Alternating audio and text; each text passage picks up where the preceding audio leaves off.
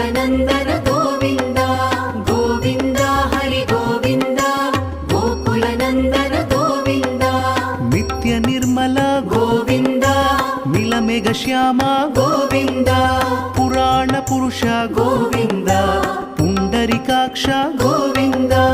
Govind Hari Govind गोकुलनन्दन Govind